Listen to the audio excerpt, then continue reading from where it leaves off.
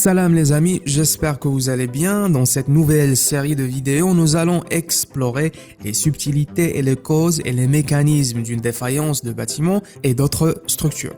Je montrerai une photo, puis je donnerai mes commentaires sur la raison des fissures, des ruptures, etc.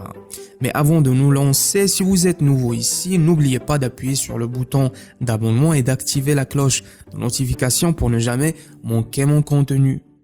On commence. Dans cette photo, au premier regard, on observe des fissures obliques inclinées sur les murs extérieurs. C'est dû au tassement différentiel qui est un mouvement d'enfoncement du sol non uniforme sous l'action d'une charge. Il peut être causé par une variété de facteurs, notamment la composition du sol. Les sols argileux sont plus susceptibles de se tasser que les sols sableux ou rocheux. Le niveau d'humidité du sol, les sols humides sont plus susceptibles de se tasser que les sols secs et la surcharge.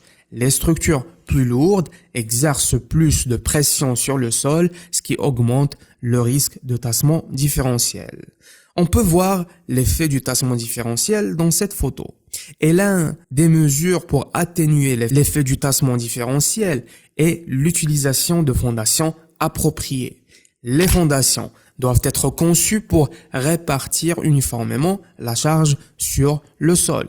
Ici, je doute que le bâtiment ait des fondations ou non. Il semble qu'il n'y en ait pas, ou il y a un mauvais dimensionnement des fondations, ou l'existence des parties de la fondation qui ne sont pas appuyées sur le sol, ou une mauvaise disposition des semelles en cas de dénivelé.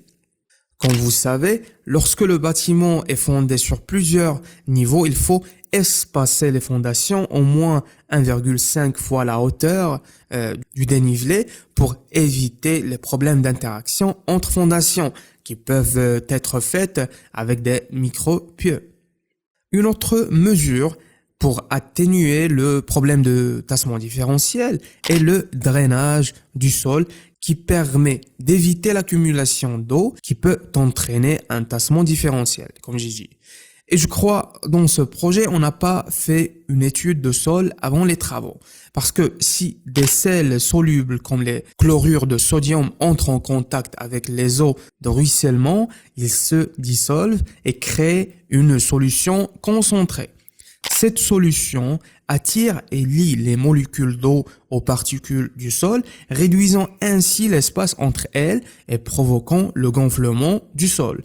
Cependant, si la source d'eau est soudainement supprimée pour cause de sécheresse ou évaporation, les cristaux de sel peuvent précipiter et se développer dans les pores du sol, se dilatant et écartant les particules. Cela peut créer des cavités et affaiblir la structure, entraînant un compactage et un tassement différentiel lorsqu'une pression est appliquée. Donc peut-être le manque de drainage périphérique a accentué le problème. Et le plus évident en regardant cette photo est où sont les poteaux dans cette structure. On n'a pas de squelette du bâtiment, pas de poteaux, pas de poutres.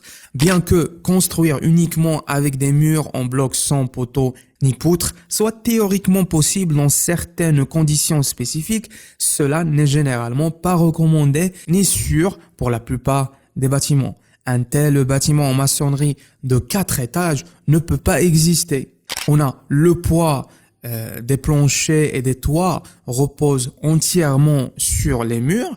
Cette charge concentrée peut créer des points de pression inégaux sur le sol des fondations, provoquant le tassement de certaines zones plus que d'autres.